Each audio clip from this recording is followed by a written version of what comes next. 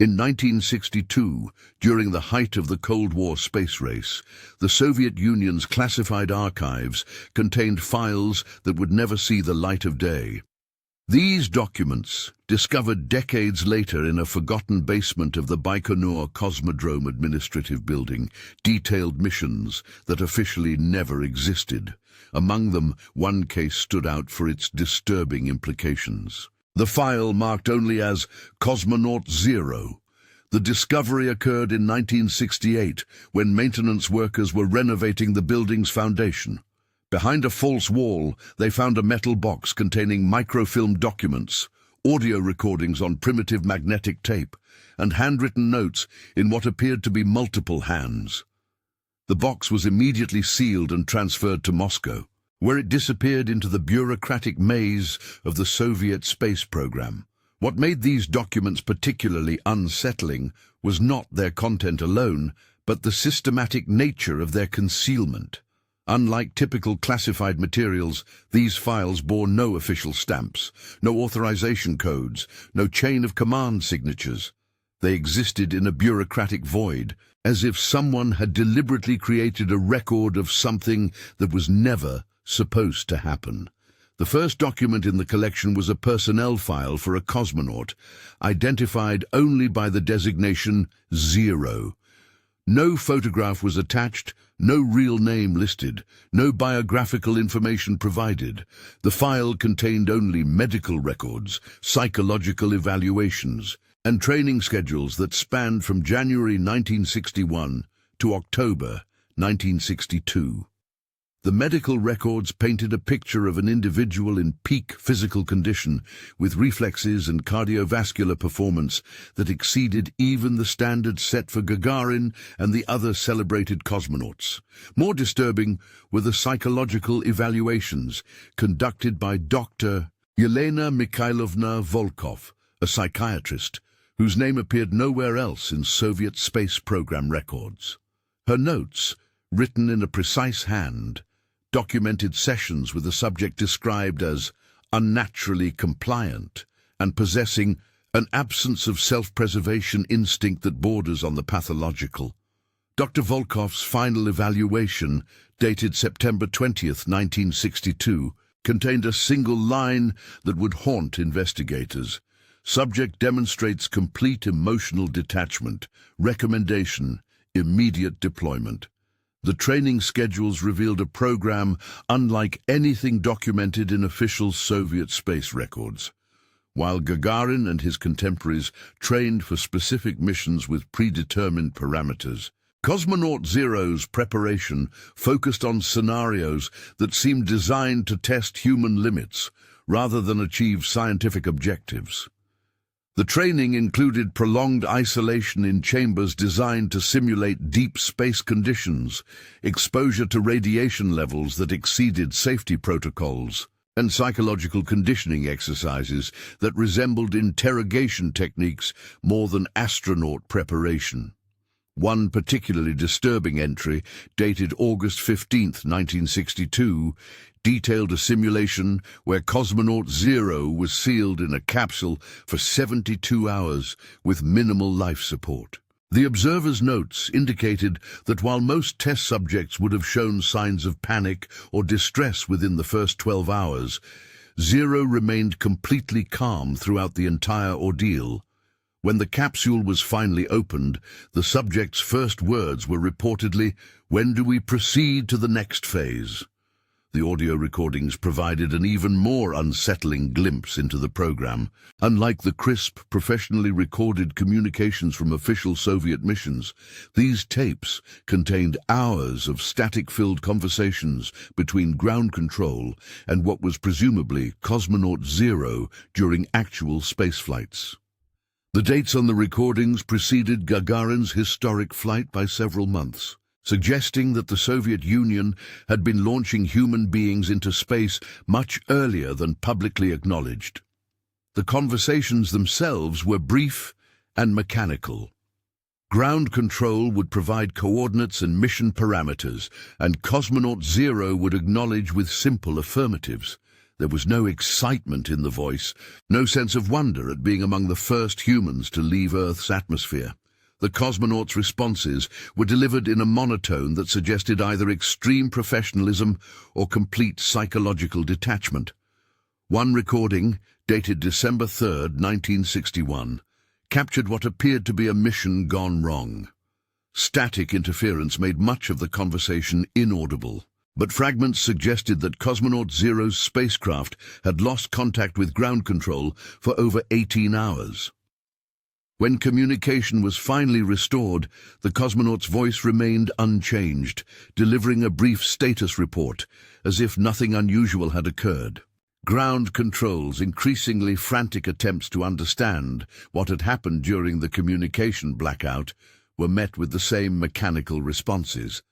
All systems functioning, awaiting further instructions. The written mission logs provided context for these audio fragments. Unlike official space missions, which had clearly defined objectives and success criteria, Cosmonaut Zero's flights seemed designed primarily to test human endurance under extreme conditions. One mission required the cosmonaut to remain in orbit for 8 days with reduced life support systems. Another involved navigation to coordinates that placed the spacecraft farther from Earth than any human had traveled at that time. Most disturbing was a mission log from October 10th, 1962, which described what the ground control team referred to as the final deployment. The coordinates listed in this mission placed the spacecraft on a trajectory that would take it beyond Earth's gravitational influence into deep space. The mission parameters included enough life support for 36 hours, but no provision for return. The final entry in the log simply stated, Cosmonaut Zero achieved trajectory separation at 0400 hours. Radio contact terminated at 0600 hours. Mission parameters fulfilled. Dr. Volkov's personal notes, discovered separately from the official files, provided insight into the psychological profile of the program's architects. Her handwritten journal entries revealed growing concern about the ethical implications of the project. In an entry dated September 5, 1962, she wrote, "They speak of advancing human knowledge and Soviet supremacy, but what we are doing here advances nothing but our understanding of how far a human being can be pushed before they cease to be human at all." The doctor's final journal entry, dated October 11, 1962, the day after Cosmonaut Zero's final mission, contained only a single sentence. "I have created a monster, and today we fed it to the void."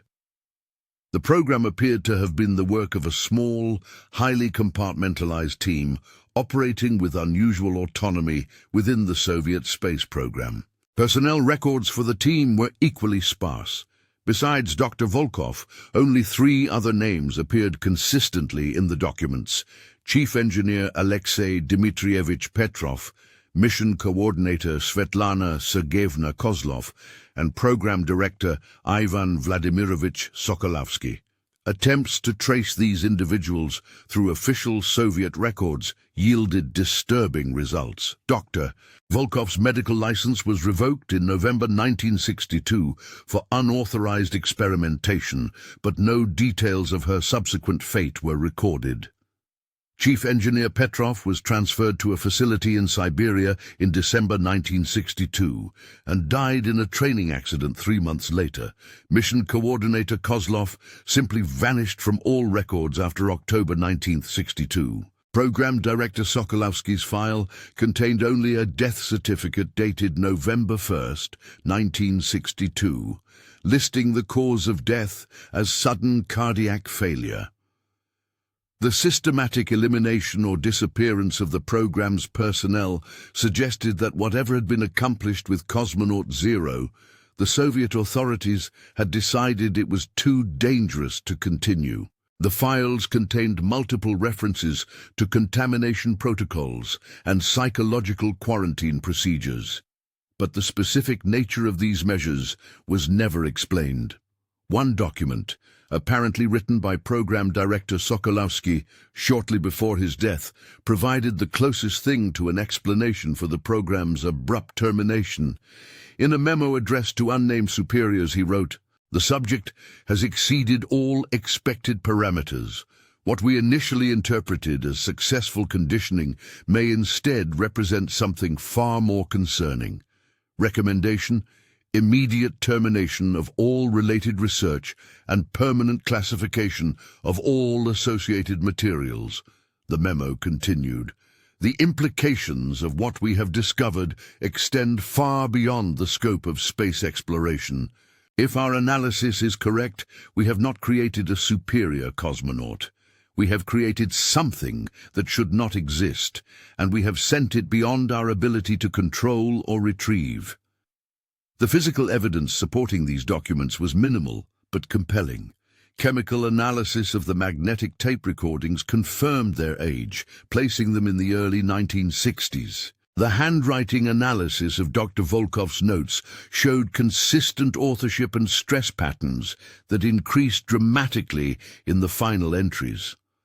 Most significant was the discovery of launch pad modifications at Baikonur that matched the specifications described in the mission logs, but were not documented in any official construction records. The modifications included a specialized launch platform designed for smaller capsules than those used in publicized Soviet missions.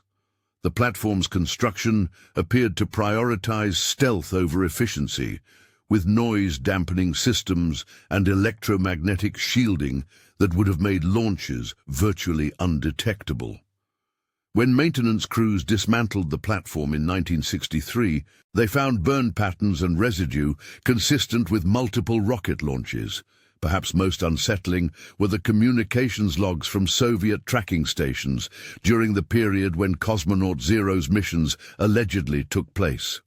While these logs made no mention of the secret program, they contained numerous entries describing anomalous radio signals and unidentified orbital objects that appeared during the exact timeframes specified in the hidden mission records.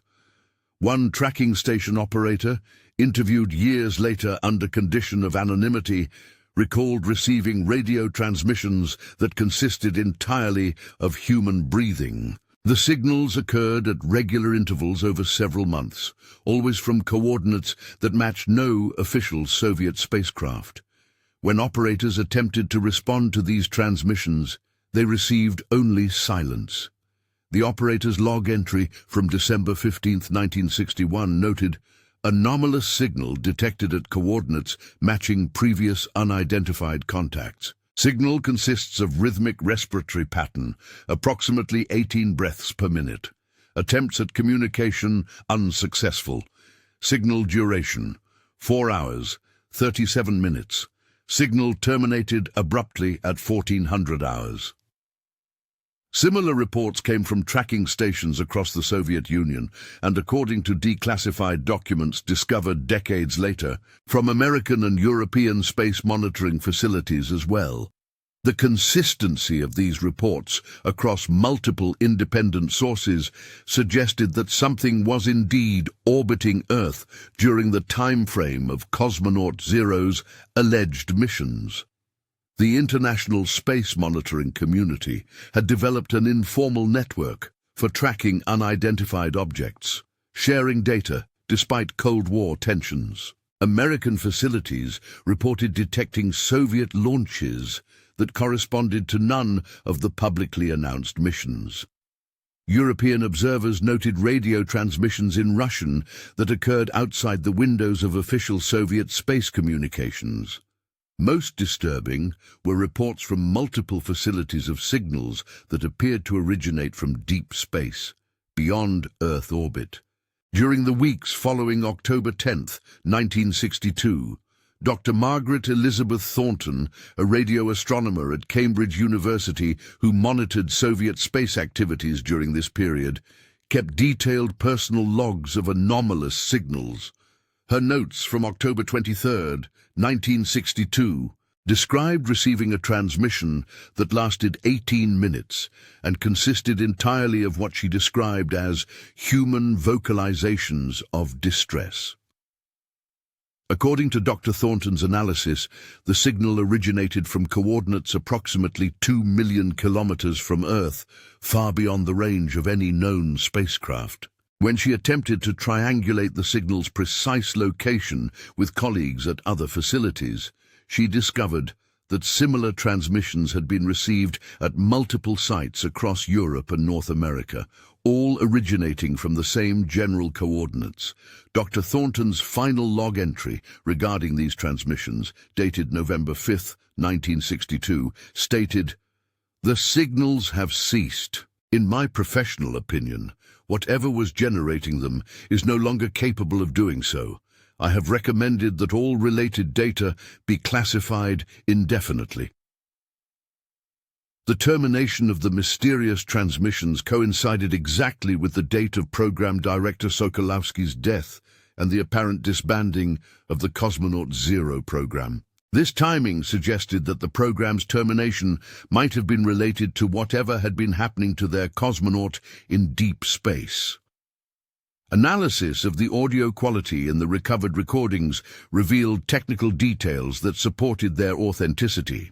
The radio equipment used to make the recordings matched the specifications of Soviet space communication systems from the early 1960s. Background radiation patterns in the transmissions were consistent with signals traveling through space rather than being generated on Earth. More compelling was the discovery of launch manifests from Soviet rocket production facilities that showed discrepancies between the number of rockets manufactured and the number accounted for in official launch records. During 1961 and 1962, approximately 12 more rockets were produced than were used in documented missions. These missing rockets corresponded roughly to the number of missions described in the Cosmonaut Zero files. Fuel allocation records from Baikonur showed similar discrepancies. Consumption logs indicated usage that exceeded the requirements for official missions by margins that matched the specifications for the secret launches described in the hidden documents. When questioned about these discrepancies decades later, surviving personnel from the facility claimed no knowledge of unauthorized launches, but acknowledged that certain operations were conducted under such high security that most workers would not have been aware of them. The psychological profile of Cosmonaut Zero, as described in Dr. Volkov's evaluations, raised questions about how such an individual could have been selected and prepared for space travel. Unlike the celebrated Soviet cosmonauts, who were chosen from elite military pilots with extensive psychological screening, Cosmonaut Zero appeared to have emerged from a completely different selection process. Dr. Volkov's notes suggested that rather than screening for psychological stability and heroic qualities, the selection criteria for Cosmonaut Zero prioritized emotional detachment and resistance to psychological stress.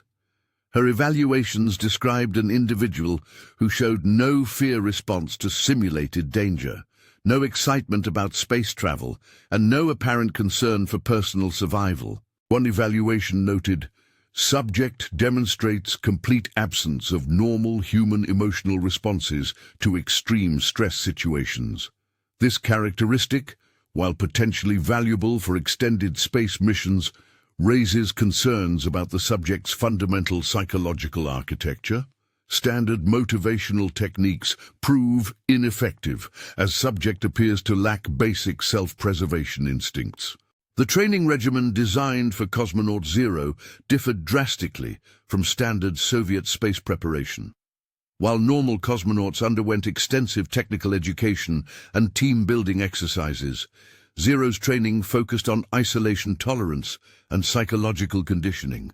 Records showed that the cosmonaut spent weeks alone in sensory deprivation chambers, exposed to psychological stress tests that would have broken most individuals. Dr. Volkov's training notes described sessions where Cosmonaut Zero was subjected to simulated emergency scenarios designed to induce panic. In every case, the cosmonauts' responses remained mechanically appropriate but emotionally flat. When faced with simulated cabin pressure loss, equipment failures, or communication blackouts, Zero would follow proper procedures without showing any of the stress responses that characterize normal human reactions to life-threatening situations. The most disturbing training exercise, described in a report dated August 28, 1962, involved exposing cosmonaut Zero to recordings of human distress calls while isolated in a space simulation chamber. The exercise was designed to test how the cosmonaut would respond to hearing colleagues in danger during a mission. According to the observers, Zero listened to 18 hours of increasingly desperate transmissions without showing any emotional response or attempting to communicate with the supposed victims. When questioned about the experience afterward, Cosmonaut Zero reportedly stated, "The transmissions were irrelevant to mission parameters. Emotional response would have compromised operational efficiency." This response prompted Dr. Volkov to write in her private notes, "We are not training a cosmonaut. We are creating something that resembles a human being but lacks the essential qualities that define humanity. I fear we have succeeded beyond our intentions." The mission profiles designed for Cosmonaut Zero pushed the boundaries of human endurance and spacecraft capability. Unlike official Soviet missions, which prioritized cosmonaut safety and successful return, Zero's missions seemed designed to test absolute limits without regard for survival probability.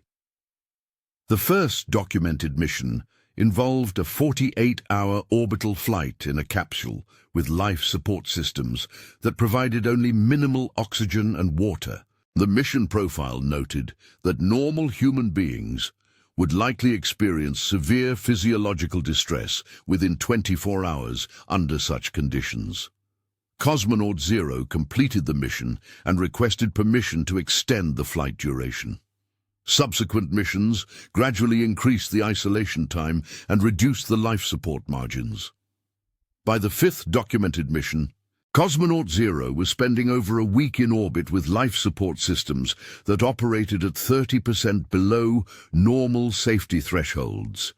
The mission reports noted that while the cosmonaut's physical condition deteriorated according to expected parameters, there were no reports of psychological distress or requests for early termination. The mission logs contained increasing references to anomalous behavior as the flights progressed. During the seventh mission, ground control noted that Cosmonaut Zero had stopped following the prescribed communication schedule and was instead transmitting at random intervals, often during periods when communication was supposed to be impossible due to orbital position. More disturbing were reports that the cosmonaut had begun modifying spacecraft systems during flight. Mission 8 included notes that Zero had somehow reconfigured the capsule's radio equipment to boost transmission range beyond design specifications. Mission 9 logs indicated that the cosmonaut had altered life support systems to extend operational duration far beyond the original mission parameters. By Mission 10, ground control had apparently lost the ability to effectively command Cosmonaut Zero. The mission logs noted that while the cosmonaut continued to acknowledge transmissions, actual compliance with instructions had become unpredictable. The cosmonaut would sometimes extend missions without authorization, change orbital parameters independently, or simply stop communicating for days at a time. The final 3 missions described in the files showed a complete breakdown of normal mission protocol. Cosmonaut Zero appeared to be operating independently, using spacecraft modifications to remain in orbit for weeks beyond the planned mission duration. Ground control's attempts to order an emergency return were acknowledged but not followed. Mission 12, the penultimate documented flight, lasted 31 days, despite being planned for 6 days. During this mission, Cosmonaut Zero transmitted over 40 hours of what observers described as non-standard communications. These transmissions contained technical data about spacecraft modifications and what appeared to be observations about long-term psychological effects of space isolation that were far beyond the expected expertise of a cosmonaut. The transmissions also included increasingly detailed descriptions of Earth as observed from orbit. Unlike the brief, technical reports expected from Soviet cosmonauts, these observations were extensive and philosophical in nature. One transcript fragment recovered from the files quoted Zero as saying, "The division between Earth and space is an artificial construct." From this perspective, the boundaries that define human experience become arbitrary limitations. When ground control requested clarification of this statement, Cosmonaut Zero responded, "Understanding will come with distance. Proximity to Earth maintains illusions of separation and significance that dissolve with orbital perspective."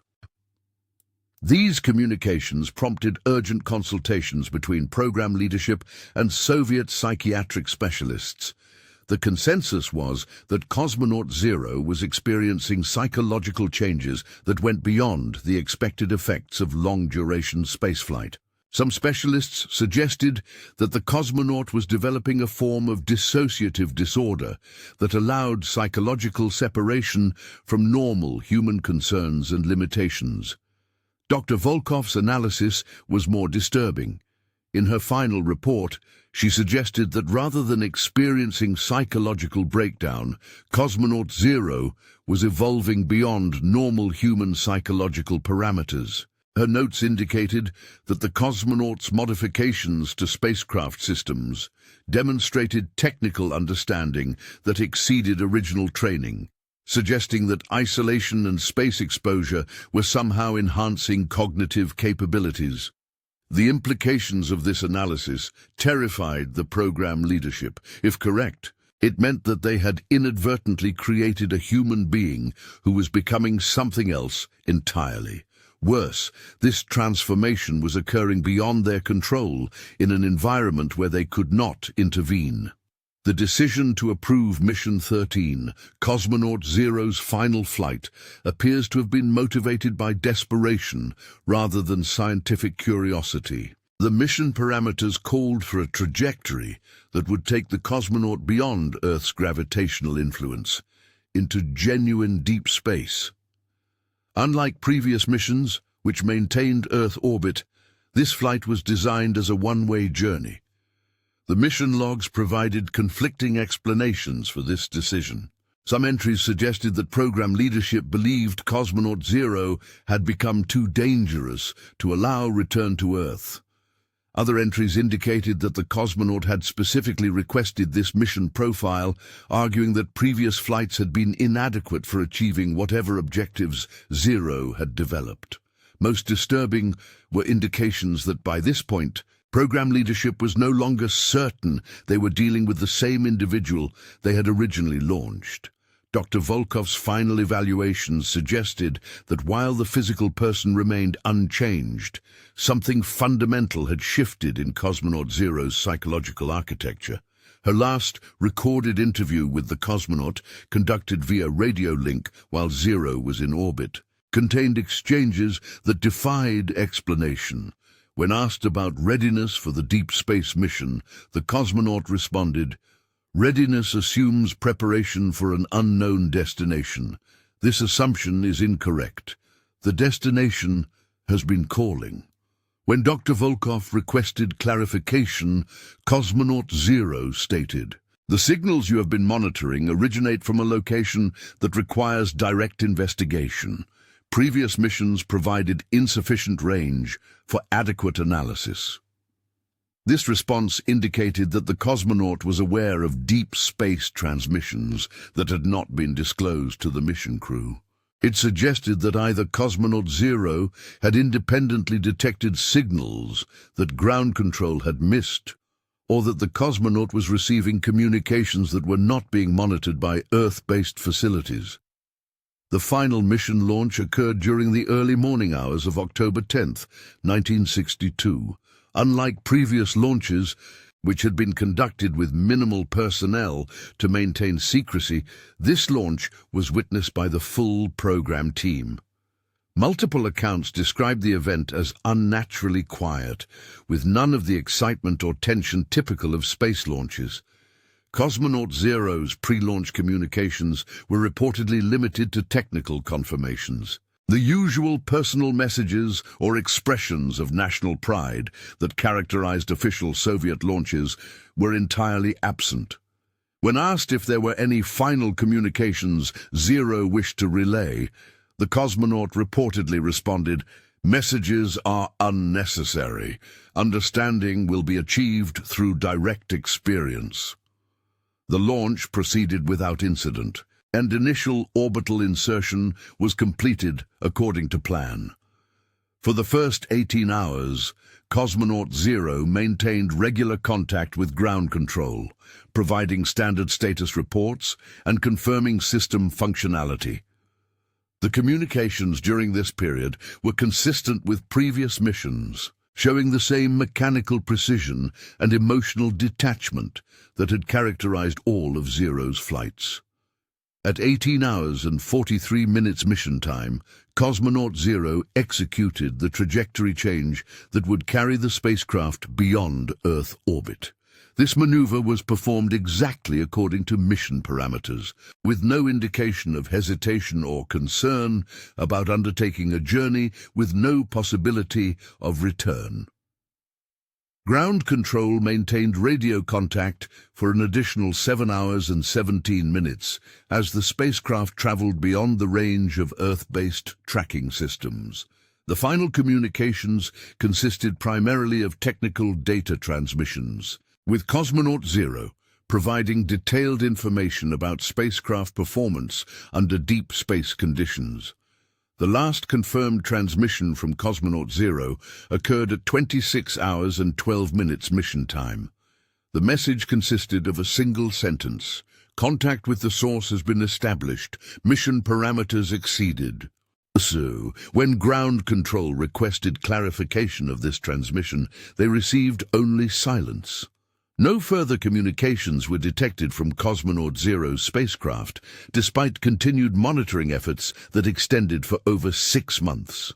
The aftermath of the final mission resulted in the immediate termination of the program and the systematic elimination of all associated personnel and documentation. Within 3 weeks of the launch, Dr. Volkov had been discredited and removed from her position. Within 2 months, all other program personnel had been transferred, dismissed, or had died under circumstances that raised questions about their natural nature.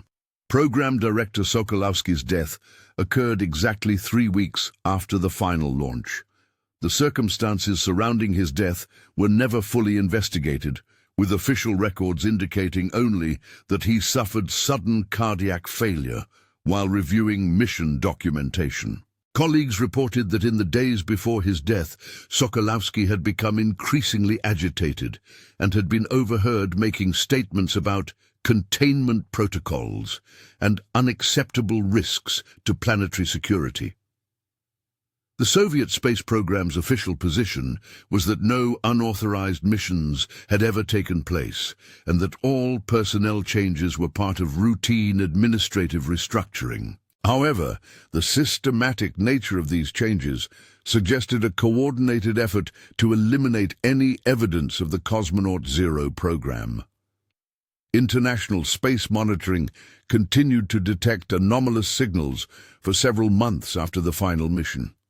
These transmissions appeared to originate from coordinates that matched the trajectory of Cosmonaut Zero's spacecraft, but the signals themselves bore no resemblance to standard human communications. Dr. Thornton at Cambridge recorded the most detailed analysis of these post-mission transmissions. Her notes described signals that seemed to contain encoded information, possibly technical data, but in patterns that defied conventional analysis. The signals occurred at regular intervals for approximately 4 months before ceasing entirely, Her final report on the signals concluded, "The transmissions demonstrate a level of complexity that suggests intelligent origin, but the patterns are unlike any known human communication protocols. If these signals are indeed from the missing Soviet mission, they indicate that whatever happened to that cosmonaut, the result was not immediately fatal." The complete cessation of all anomalous signals in February 1963 marked the end of detectable evidence that anything had survived from the Cosmonaut Zero program. However, the psychological impact on those who had been involved in monitoring the situation continued for years. Multiple personnel from international tracking facilities reported experiencing recurring nightmares about the signals they had monitored. Dr. Thornton's personal journals, discovered after her death in 1987, contained references to whispers from the void, and described her conviction that the signals had contained some form of psychological contamination that continued to affect those who had been exposed to them. The Soviet space program moved quickly to distance itself from any association with unauthorized missions.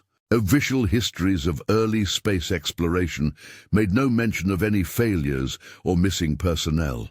The success of Gagarin's flight and subsequent missions provided convenient cover for any questions about earlier activities. However, changes in Soviet space mission protocols suggested that lessons had been learned from the Cosmonaut Zero program. New psychological screening procedures were implemented that specifically tested for the same emotional detachment that had characterized Zero. Any candidate who demonstrated similar psychological profiles was automatically disqualified from space service. Additionally, new mission protocols required constant communication with ground control and imposed strict limits on mission duration and orbital parameters. Independent spacecraft modifications became strictly forbidden, and all cosmonauts were required to undergo extensive psychological debriefing after each flight. These changes suggested that Soviet space program leadership understood the dangers inherent in long-duration space missions and isolation from Earth. The specific nature of the protocols indicated awareness that psychological changes during spaceflight could pose risks that extended beyond individual cosmonaut safety. Western intelligence agencies eventually became aware that something unusual had occurred in the early Soviet space program, but the complete elimination of personnel and documentation made investigation nearly impossible. Declassified CIA documents from the 1970s contain references to gap analysis in Soviet launch records and speculation about missing missions during the early space race. However, without access to the hidden documentation discovered in 1968, Western investigators never understood the full scope or implications of the Cosmonaut Zero program. Their analysis focused on potential Soviet advantages in space technology rather than the psychological and existential questions raised by the hidden files. The discovery of the files themselves in 1968 created a dilemma for Soviet authorities. The documents were too detailed and technically accurate to dismiss as fiction, but their implications were too disturbing to acknowledge or investigate further.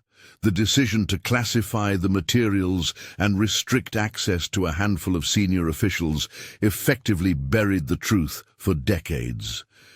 Those few officials who reviewed the complete files reportedly recommended that the documentation be destroyed entirely. However, some accounts suggest that the materials were preserved because they contained technical information that might prove valuable for future space missions, despite the disturbing context in which this information had been obtained.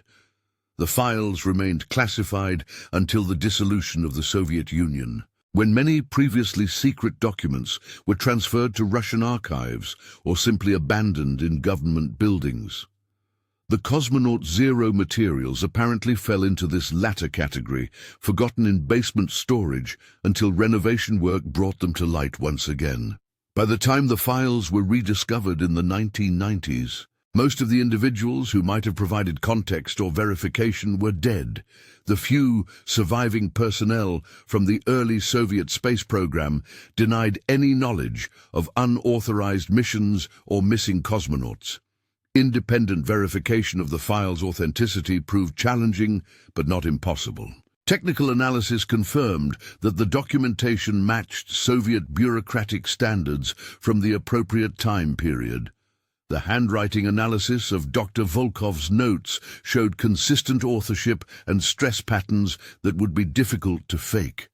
Most compelling was the correlation between the mission dates in the files and the anomalous signals recorded by international monitoring stations. The precision of these correlations across multiple independent sources suggested that something matching the described missions had indeed occurred. Modern analysis of the audio recordings revealed additional details that supported their authenticity. Voice pattern analysis of the Cosmonaut Zero communications showed consistent individual characteristics that remained stable across all missions, indicating that the same person had made all the recordings. More disturbing was spectral analysis of the final transmission, which revealed acoustic anomalies, suggesting that the speaker's vocal patterns had changed significantly from earlier recordings.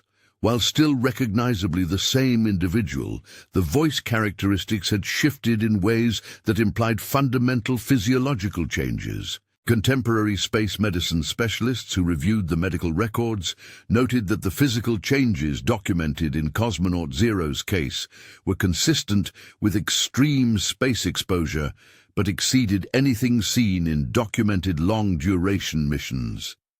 The progression suggested adaptation to space conditions that went beyond normal human physiological parameters.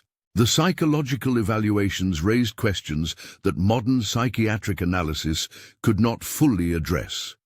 Dr. Volkov's descriptions of Cosmonaut Zero's mental state matched no known psychological disorders, but the consistency of her observations across multiple sessions suggested accurate documentation of genuine phenomena. Modern researchers who studied the files concluded that while the specific details might never be verified, the documentation described events that were at least technically possible given 1962 technology and knowledge. The psychological aspects of the case, while disturbing, fell within the range of potential human responses to extreme isolation and stress. However, questions remained about the ultimate fate of Cosmonaut Zero and the nature of the signals detected from deep space. The technical capabilities described in the final missions exceeded known Soviet technology, suggesting either significant advances in spacecraft development or modifications that were beyond the original design specifications. The implications of the case extended beyond historical curiosity. If accurate, the files documented the first instance of human beings traveling beyond Earth's gravitational influence and surviving for extended periods in deep space. More troubling were the suggestions that such exposure might result in fundamental changes to human psychology and physiology. Modern space exploration has carefully avoided the extreme mission profiles described in the Cosmonaut Zero files. Current protocols for long-duration space missions emphasize maintaining psychological connection to Earth and limiting isolation periods to prevent the kind of detachment that apparently affected Zero. However, as space missions venture farther from Earth and mission durations increase, the questions raised by the Cosmonaut Zero program become increasingly relevant. The files serve as a warning about potential risks that extend beyond immediate physical survival to include fundamental changes in human nature itself. The case also raises questions about the ethical limits of space exploration and human experimentation. The apparent transformation of Cosmonaut Zero suggests that pushing human beings beyond certain limits might result in consequences that cannot be predicted or controlled. 60 years after Cosmonaut Zero's final transmission, the questions raised by the hidden files remain unanswered. No additional evidence has emerged to confirm the ultimate fate of the spacecraft or its occupant. Deep space monitoring continues, but no signals matching the patterns described in the original documentation have been detected. The silence itself has become part of the mystery. If Cosmonaut Zero survived the transition to deep space and continued to transmit for months afterward, what caused the eventual cessation of all signals? The possibilities range from equipment failure to mission completion to something more disturbing. Some researchers have suggested that the signals stopped because Cosmonaut Zero achieved whatever objective had driven the final mission. The references to contact with the source in the last transmission implied that the cosmonaut was seeking something specific in deep space, rather than simply exploring. Others have proposed that the silence indicates that whatever transformation Cosmonaut Zero underwent eventually progressed beyond the need for communication with Earth. This theory suggests that the cosmonaut evolved into something that no longer recognized Earth as relevant or worthy of contact. The most disturbing possibility is that Cosmonaut Zero is still out there, traveling deeper into space, continuing to change in ways that distance and time make impossible to comprehend. In this scenario, the cessation of signals doesn't indicate death or failure, but rather progression beyond the reach of human understanding. Recent advances in space technology have made it theoretically possible to detect very weak signals from deep space sources. Some researchers have suggested mounting a systematic search for transmissions that might originate from Cosmonaut Zero's trajectory, now calculated to be several billion kilometers from Earth. However, the prospect of re-establishing contact with something that was once human but may no longer be recognizable as such raises questions that extend beyond scientific curiosity. If Cosmonaut Zero survived and continued to evolve, what might 60 years of deep space exposure have created? The ethical implications of such contact are staggering. If the transformation suggested by the files continued, any communication might come from an entity that shares only genetic heritage with humanity. The question becomes whether such contact would represent reunion with a lost explorer or first contact with something genuinely alien. Modern space exploration continues to push the boundaries of human endurance and capability. As missions to Mars and beyond become reality, the lessons of the Cosmonaut Zero program become increasingly relevant. The files serve as a reminder that the greatest dangers of space exploration might not be mechanical failure or radiation exposure, but fundamental changes to human nature itself. The case raises questions about what defines humanity and whether those definitions can survive contact with the infinite void of space. Cosmonaut Zero entered space as a human being, however unusual, and the evidence suggests that something else emerged from that experience.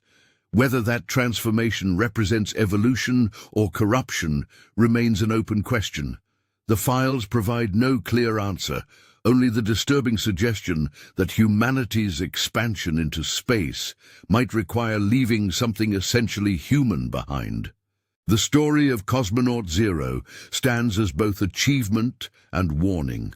It demonstrates human capability to survive in the most hostile environment known to exist, while simultaneously suggesting that such survival might come at a cost that renders the achievement meaningless. As current space programs prepare for missions that will take human beings farther from Earth than ever before, the questions raised by those hidden files in the Baikonur archive become increasingly urgent. What happened to Cosmonaut Zero in the depths of space might be a preview of what awaits all of humanity as we venture beyond the protective boundaries of our home planet. The silence from deep space continues, broken only by the whisper of cosmic background radiation and the faint signals from human technology struggling to maintain contact across impossible distances. Somewhere in that vast emptiness, something that was once human, continues its journey, carrying with it the ultimate questions about what we are and what we might become. And perhaps, in that silence, we can hear the first words of an answer that humanity is not yet ready to understand. The transformation of Cosmonaut Zero may have been only the beginning of a process that will eventually touch every human being who ventures far enough from Earth to discover what lies beyond the boundaries of our terrestrial existence. The files end with Dr. Volkov's final observation. We sought to create a perfect cosmonaut and instead discovered that perfection, when applied to human nature, produces something that is no longer human at all.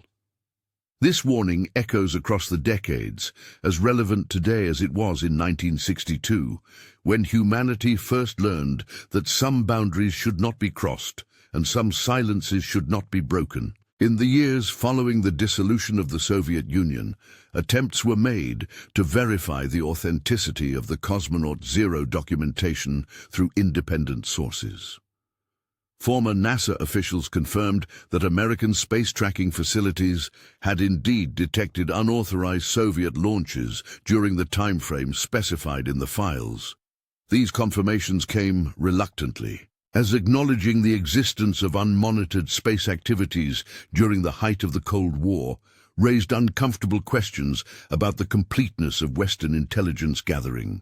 A particularly significant discovery occurred in 1997, when researchers at the European Space Agency found archived data from early radio telescopes that had been monitoring space communications during the 1960s. Hidden within routine observation logs were references to anomalous deep space transmissions that occurred during the exact time frame when Cosmonaut Zero's final mission signals should have been detectable.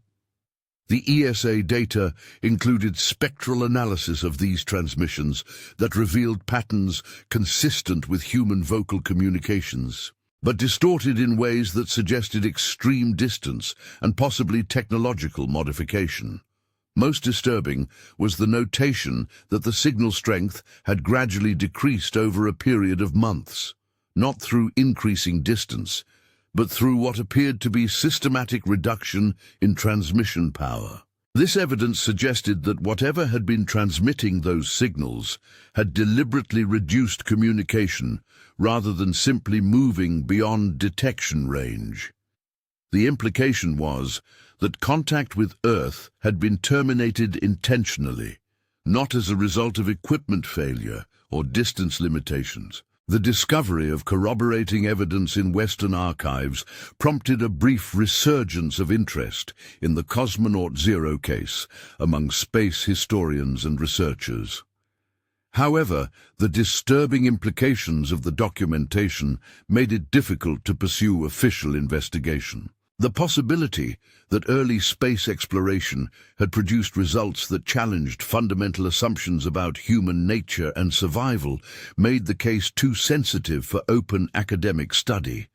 In 2003, the Russian Space Agency quietly declassified portions of the original files, but with significant redactions that removed the most disturbing psychological evaluations and technical specifications.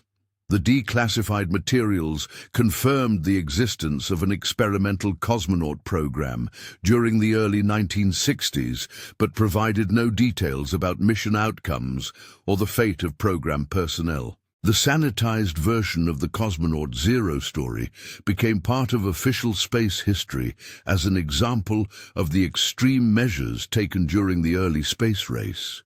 This version portrayed the program as a failed attempt to accelerate cosmonaut training through intensive psychological conditioning, with no mention of the deep space missions or the disturbing transformation documented in the complete files. However, the original documentation remained in classified archives, accessible only to a handful of researchers and officials who were required to sign agreements preventing discussion of the case's more disturbing aspects. These restrictions effectively ensured that the true implications of the Cosmonaut Zero program would remain hidden from public scrutiny. The few individuals who gained access to the complete files reported experiencing what they described as existential vertigo after reviewing the documentation. Several researchers requested transfer to other projects after studying the materials, citing the psychological impact of contemplating the case's implications for future space exploration. Modern space missions continue to implement protocols that appear designed to prevent the conditions that produced Cosmonaut Zero's transformation. Strict communication requirements, limited mission durations, and mandatory psychological monitoring all reflect lessons learned from the hidden program, even though these lessons cannot be officially acknowledged. As humanity prepares for missions to Mars and beyond, the questions raised by Cosmonaut Zero become increasingly relevant. The possibility that extended isolation in deep space might produce fundamental changes in human psychology and physiology cannot be dismissed, despite the uncomfortable implications for long-term space exploration goals. The case serves as a reminder that the universe beyond Earth's protective atmosphere may contain challenges that extend beyond radiation exposure and mechanical failure. The greatest risk to human space exploration might be the risk of losing humanity itself in the process of reaching for the stars. Today, somewhere in the vast emptiness between star systems, something that was once called Cosmonaut Zero continues its journey through the void. Whether that entity remembers its human origins, whether it has found what it sought in the depths of space, or whether it has evolved beyond the capacity for such memories remains unknown. The silence from deep space continues, broken only by the mechanical voices of human technology struggling to maintain contact across impossible distances. In that silence lies the ultimate question about humanity's future among the stars. What are we willing to become in order to survive where we were never meant to exist? The answer may already be traveling toward destinations we cannot imagine, carrying with it the transformed essence of what we once were and a preview of what we might have to become. The files of Cosmonaut Zero stand as both warning and prophecy, documenting not just what happened to one individual, but what might await our entire species as we venture beyond the boundaries of our terrestrial existence. In the end, the most disturbing aspect of the Cosmonaut Zero case may not be what happened to the cosmonaut, but what it revealed about the malleable nature of human identity itself. The transformation documented in those hidden files suggests that under extreme conditions, the qualities that define humanity can change in ways that challenge our most fundamental assumptions about what it means to be human. The void is vast and patient, and somewhere within it, the answer to humanity's ultimate destiny continues its eternal journey among the stars. Whether that answer represents hope or warning, evolution or extinction, remains the greatest mystery of our age, a mystery that began with a single cosmonaut who ventured too far from Earth and discovered that the greatest distances are not measured in kilometers, but in the space between what we were and what we become.